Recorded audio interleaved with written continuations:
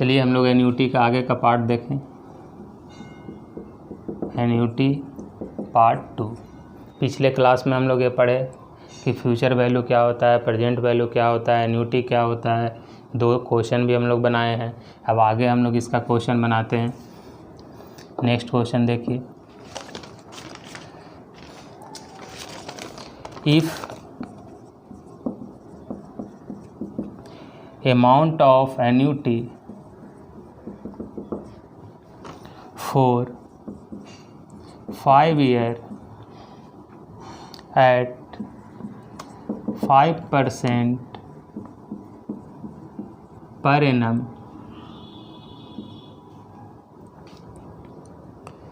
is rupees 50,000, find the annuity। Question क्या कह रहा है कि the amount of annuity for 5 year at 5% per annum is 50,000। एक पैसा बार बार जमा किया जा रहा था बैंक में, वो 5 साल में 5% पर 50,000 हो गया। तो कितना पैसा हम हर साल जमा कर रहे थे ये हमको निकालना है। यानी ये जो 50,000 है वो 5 साल बाद मिला है, तो यानी ये हो गया हमारा फ्यूचर वैल्यू 50,000। रेट 5/100 इन 5 ईयर। इसी में आगे लिख देते हैं हम लोग। I = 5/100 और n हो गया 5 ईयर। और हमको निकालना क्या है, एन्युटी पे क्वेश्चन मार्क। कोई भी इसमें नहीं लिखा गया कि इंड में पेमेंट हो या बिगनिंग में हुआ, तो हम लोग इंड का को लेकर चलेंगे फार्मूला। तो फार्मूला अब हम लोग लिखते हैं a × 1 + i⁻n - 1/i। तो a निकालना है, फ्यूचर वैल्यू हमको दिया हुआ है 50,000, तो यहाँ लिख दिए 50,000। a नहीं मालूम है, 1 + 5/100 का पावर 5 - 1/5/100। क्रॉस मल्टीप्लिकेशन कर दिए। 50,000 × 5/100 = a × 1.05 का पावर 5 - 1। 2 काट दो यहाँ से, तो ये हो गया 2500/1.05 का पावर 5 - 1 = a।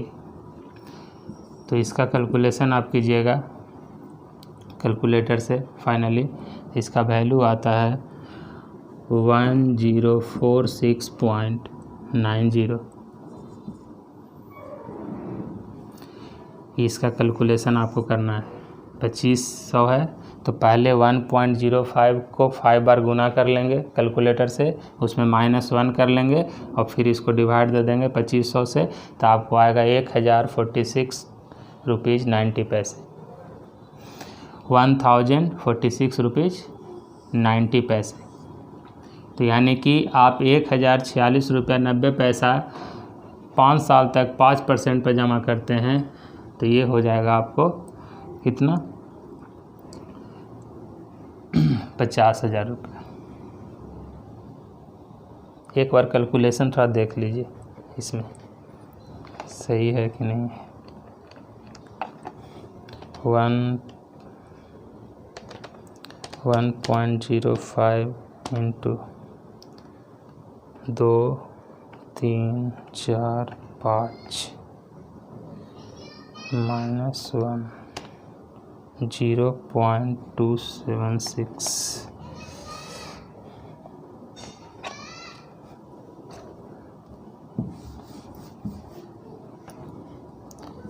a = आता है 2500/0.276 2815,625। आप 4 डिजिट तक ले सकते हैं, बाकी को छोड़ भी सकते हैं। 2500 divided by 0.2762815,625।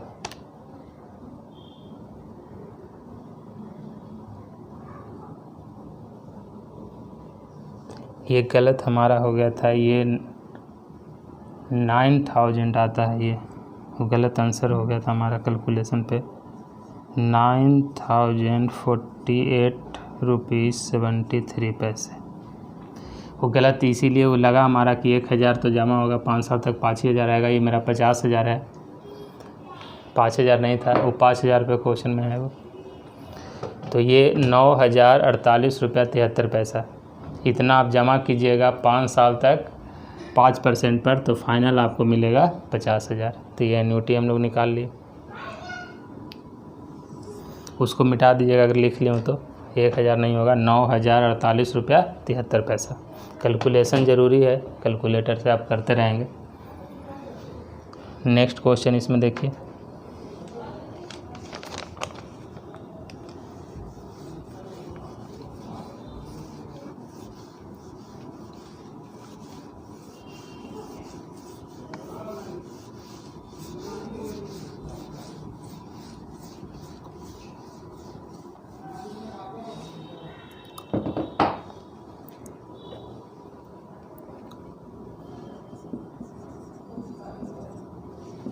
what is the present value of an annuity of rupees 10,000 at 10%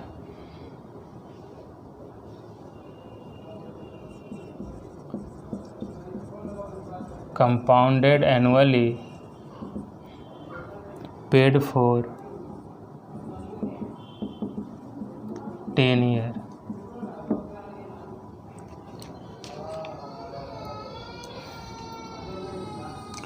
₹10,000 10% पर 10 साल तक आप पे करते हैं, तो उसका प्रेजेंट वैल्यू आज के समय में कितना है, ये आपको निकालना है। तो ₹10,000 10 साल तक 10% पर पे किया गया, तो उसका प्रेजेंट वैल्यू निकालना है। और इसमें बिगनिंग या एंड का कोई भी नाम नहीं लिया गया, तो हम लोग एंड मान कर चलेंगे। तो प्रेजेंट वैल्यू हमको निकालना है। एन्युटी दिया हुआ है कितना, 10,000, एन कितना है 10 ईयर, रेट कितना है 5/100। फार्मूला लगाएंगे, PV = A × 1 + I का power n - 1 by I × 1 + I का पावर n। तो ये हो गया हमारा 10,000 × 1 + 5/100 का पावर 10 - 1 बाई 5/100 × 1 + 5/100 का पावर 10 = 10,000 1.05 का पावर 10 - 1 बाई 1.05 × 1.05 का पावर, सॉरी ये 0.05 0.05 × 1.05 का पावर 10, ये 5/100। इसका कैलकुलेशन हम लोग करेंगे।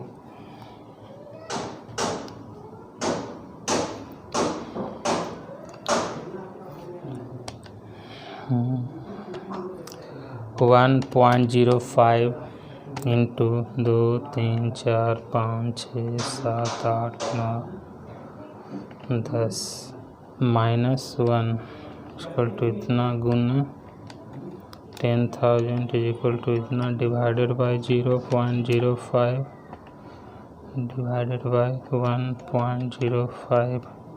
1 2 3 4 5 6 7 8 9 10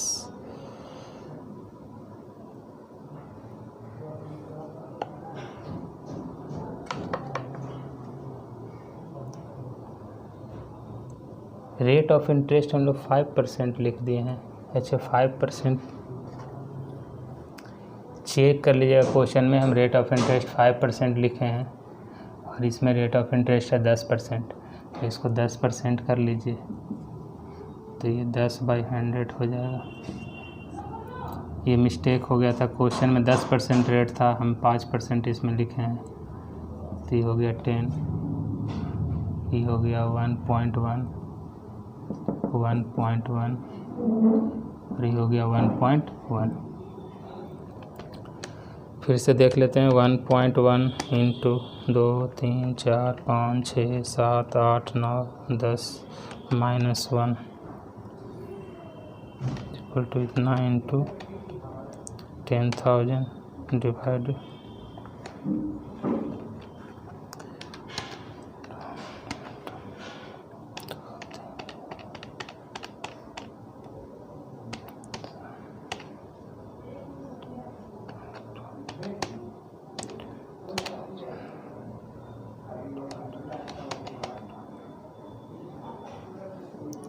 0.1।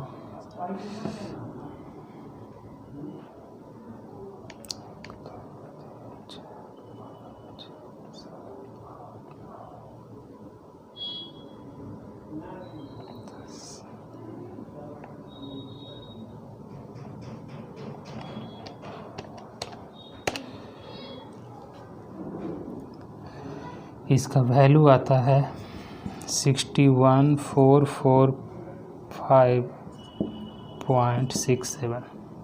कैलकुलेशन कर लीजिएगा।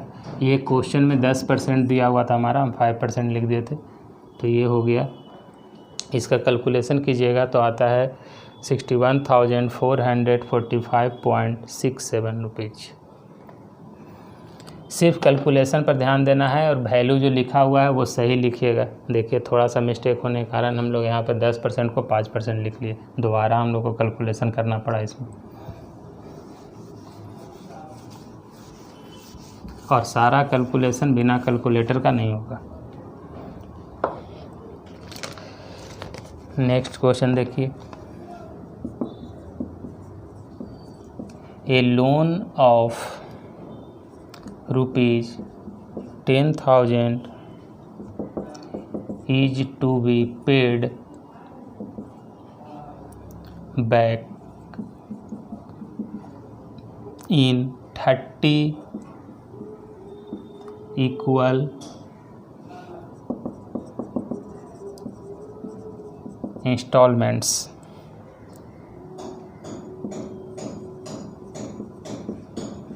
The amount of each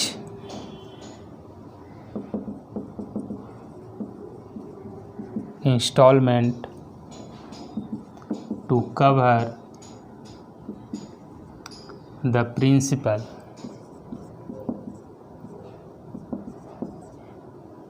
at 4% is question mark। एक लोन लिया गया है 10,000 का, उसको कहा गया कि हम 30 इंस्टॉलमेंट में पे करेंगे। रेट ऑफ इंटरेस्ट मार्केट में 4% है, तो पूछा जा रहा है आपसे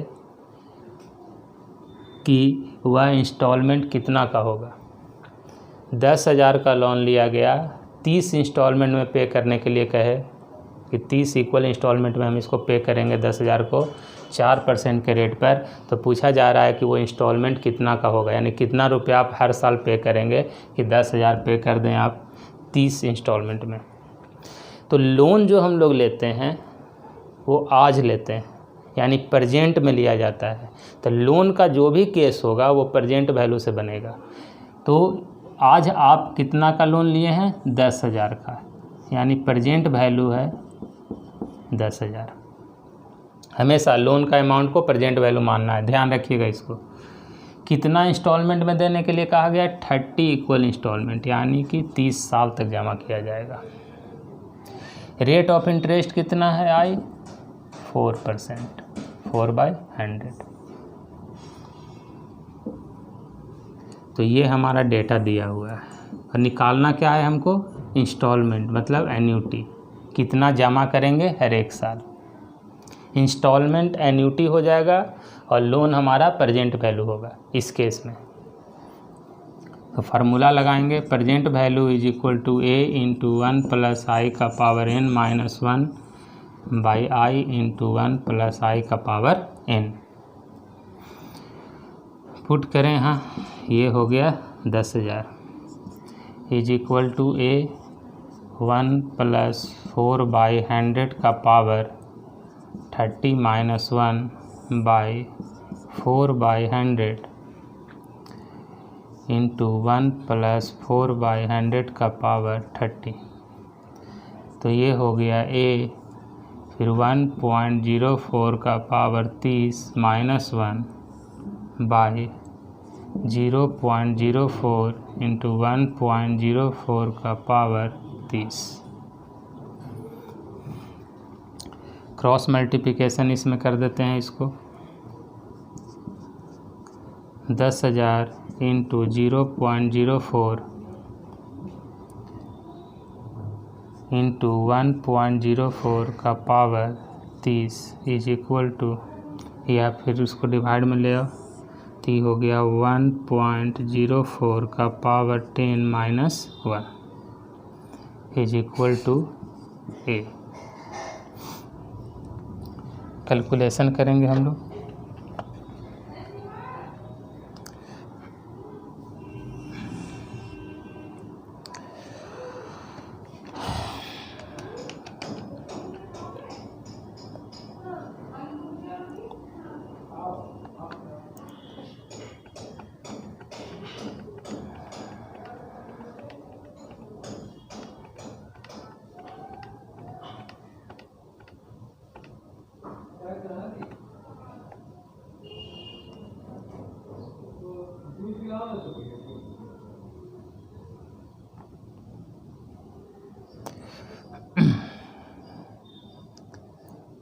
इसका वैल्यू आएगा,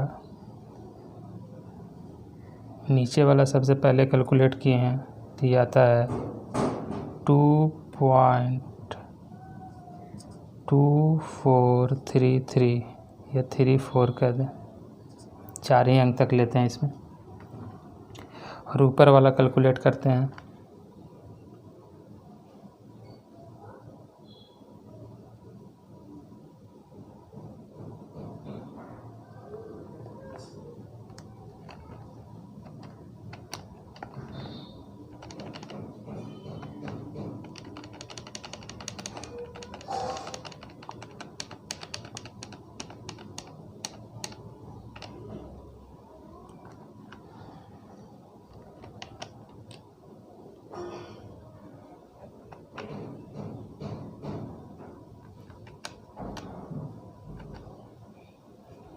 ये वैल्यू आता है 1297.35900039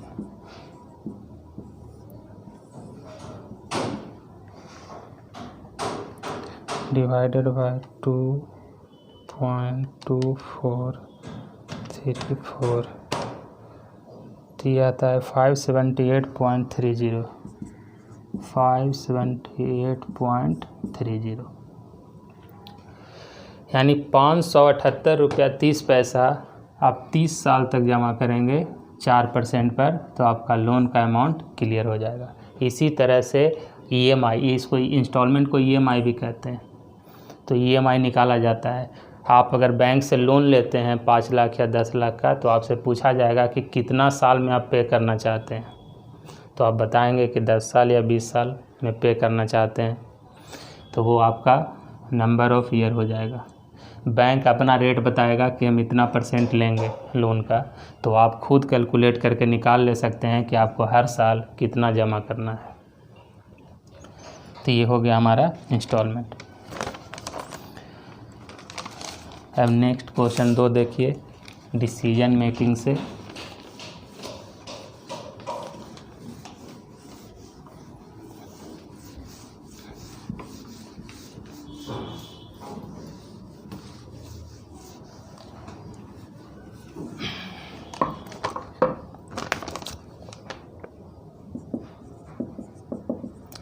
A sinking fund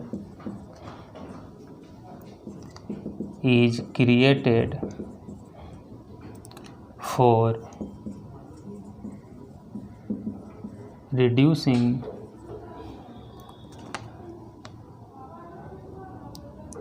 debenture worth rupees 5 lakh in 25 years. How much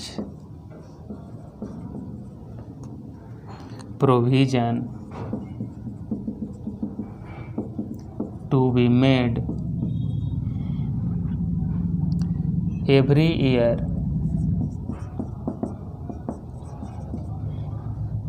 at if rate is 4%. Sinking fund क्या होता है? कॉमर्स में हम लोग पढ़े हैं कि सिंकिंग फंड क्या होता है। मान लीजिए कि किसी भी कंपनी को भविष्य में किसी पैसा का ज़रूरत है कि मान लीजिए मशीन ख़राब हो जाएगा तो मशीन बदलना रहेगा, तो कंपनी क्या करता है कि प्रॉफिट में से कुछ पैसा को अलग रख देता है, उसको जमा करते जाता है कि भविष्य में अगर मेरा मशीन ये ख़राब हो जाएगा 10 साल बाद तो हम इस पैसा से मशीन ख़रीद लेंगे, या कोई और काम के लिए भी जमा किया जाता है। प्रॉफिट से उसको निकाल दिया जाता है, तब प्रॉफिट को इक्वली डिस्ट्रीब्यूट किया जाता है शेयर होल्डर में या जो भी उसके साथ एसोसिएटेड है। तो ये जो पैसा हम लोग अलग निकाल कर रखते हैं इसको कहते हैं सिंकिंग फंड। तो अब देखिए क्वेश्चन क्या कह रहा है। क्वेश्चन कह रहा है कि एक सिंकिंग फंड क्रिएट किया जा रहा है, एक फंड बनाया जा रहा है। किस लिए बनाया जा रहा है? Reducing the debenture of rupees 5 lakh. भविष्य में 25 साल बाद हमको 25 साल बाद हमको 5 लाख रुपया का ज़रूरत पड़ेगा कोई कर्ज चुकाने के लिए। उसके लिए हम सिंकिंग फंड क्रिएट कर रहे हैं, मशीन लेने के लिए नहीं। कोई कर्ज है उसको चुकाने के लिए 5 लाख का ज़रूरत पड़ेगा, आज नहीं 25 साल बाद पड़ेगा ज़रूरत, अभी नहीं ज़रूरत है, 25 साल बाद हमको ज़रूरत है 5 लाख का। तो उसके लिए हम एक सिंकिंग फंड क्रिएट कर रहे हैं। तो कहा जा रहा है कि कितना प्रोविज़न किया जाए हर एक साल, यानी हर एक साल कितना पैसा जमा किया जाए 4% पर कि 5 लाख रुपया हमको 25 साल में हो जाए। 5 लाख रुपया 25 साल बाद चाहिए, यानी फ्यूचर वैल्यू हमारा है 5 लाख। रेट ऑफ इंटरेस्ट है 4%, आई है 4/100। कितना साल बाद चाहिए? तो 25 साल बाद। कितना चाहिए हर साल? तो ये नहीं मालूम है, यही निकालना है हमको। तो कितना पैसा हर एक साल कंपनी जमा करेगा कि 25 साल में 4% पर 5 लाख हो जाएगा। तो future value is equal to a into 1 plus आई का पावर n माइनस 1/i। तो future value is equal to 5 lakh into 1 plus 4/100 का पावर 25 माइनस 1/4/100। कैलकुलेशन करें इसका, यह पहले एक बार और लिख लीजिए। ये हो गया 5 लाख 1.04 का पावर 25 माइनस 1/0.04 1.04 इंटू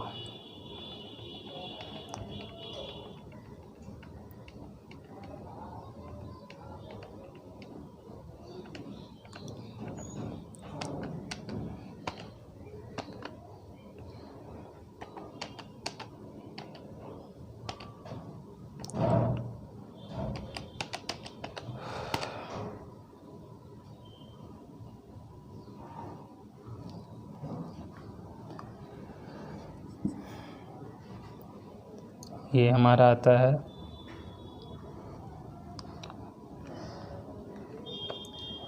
25 साल तक 5 लाख खाना है।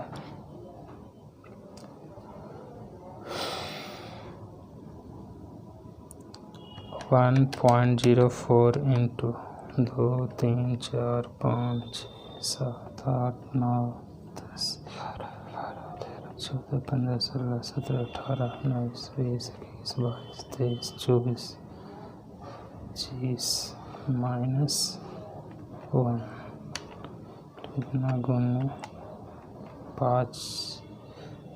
उफ, क्या मिस्टेक है। हम लोग को एन्युटी निकालना है, हम लोग ये निकाल रहे हैं। फ्यूचर वैल्यू 5 लाख दिया हुआ है,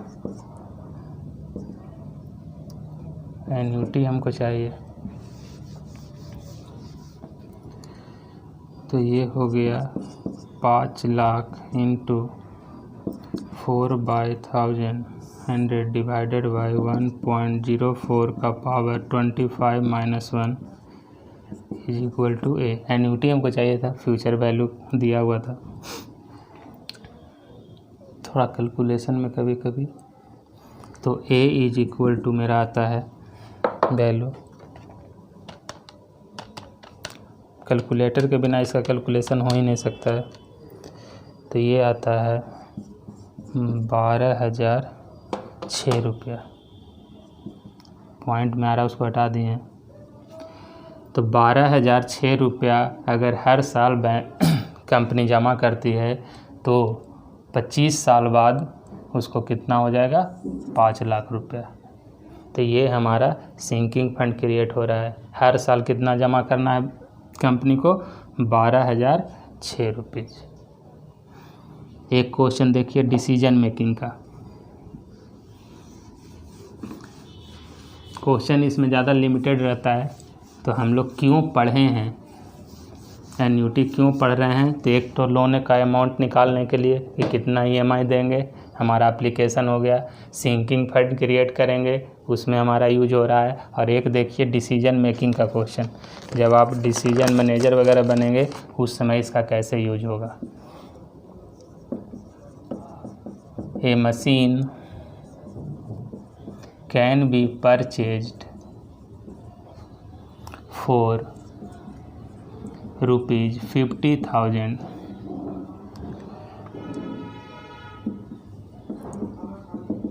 machine will contribute rupees 12,000 for next 5 years. Assume rate is 10% annually. Determine whether machine should be purchased or not. बहुत अच्छा क्वेश्चन है, क्वेश्चन को समझने का कोशिश कीजिएगा। एक मशीन का दाम है 50,000, ठीक है। उस मशीन से आप 12,000 रुपया कमाइएगा हर एक साल। वो मशीन में ऐसा खासियत है, वो मशीन 12,000 रुपया आपको कमाई करके देगा 5 साल तक। 5 साल बाद मशीन का कोई वैल्यू नहीं होगा, कुछ भी उसका अमाउंट आपको नहीं मिलेगा, ठीक है। तो कहा जा रहा है कि ऐसा मशीन हम खरीदें या न खरीदें। मशीन का कॉस्ट है 50,000 और वो हमको 5 साल में कमा कर देगा 12,000 हर एक साल, पर ईयर 12,000 कमा कर देगा मशीन हमको। तो ऐसा मशीन खरीदा जाए या ना, डिसीजन लेना है आपको, परचेज और नॉट। तो अगर आप जनरल सोचिएगा तो 60,000 रुपया कमा कर दिया मशीन और लगा कितना, 50,000। तो आप मशीन ले लीजिएगा, खरीद लेंगे, परचेज कर लेंगे। लेकिन जो कॉमर्स के स्टूडेंट हैं, जो पढ़े लिखे हैं, जो मैथ जानते हैं, वो मशीन लेने से पहले कैलकुलेशन करेंगे। यह 12,000 रुपया हमको हर एक साल 5 साल तक देगा। तो हम निकालते हैं कि उसका आज कितना वैल्यू है, प्रेजेंट वैल्यू कितना है। ये 12,000, क्योंकि मशीन तो हम आज ख़रीदने जा रहे हैं, तो आज न देखेंगे कि 12,000 हमको 5 साल तक देगा, तो उसका आज कितना वैल्यू है। तो present value question mark, annuity future value नहीं निकालेंगे, क्योंकि हम मशीन आज खरीदेंगे 50,000 देकर, तो प्रेजेंट वैल्यू हम लोग यहाँ पर निकालेंगे।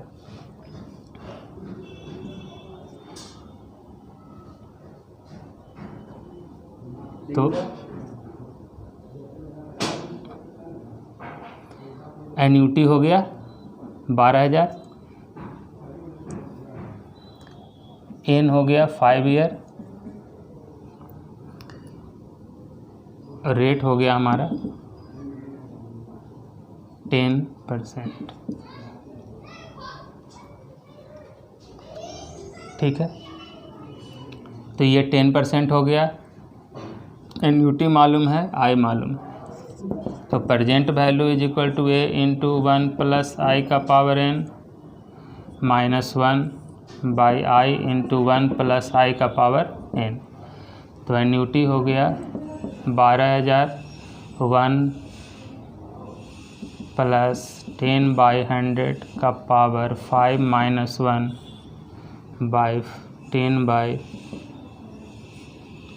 100 इंटू 1 प्लस 10 बाई 100 का पावर 5। इसका कैलकुलेशन हम लोग करेंगे।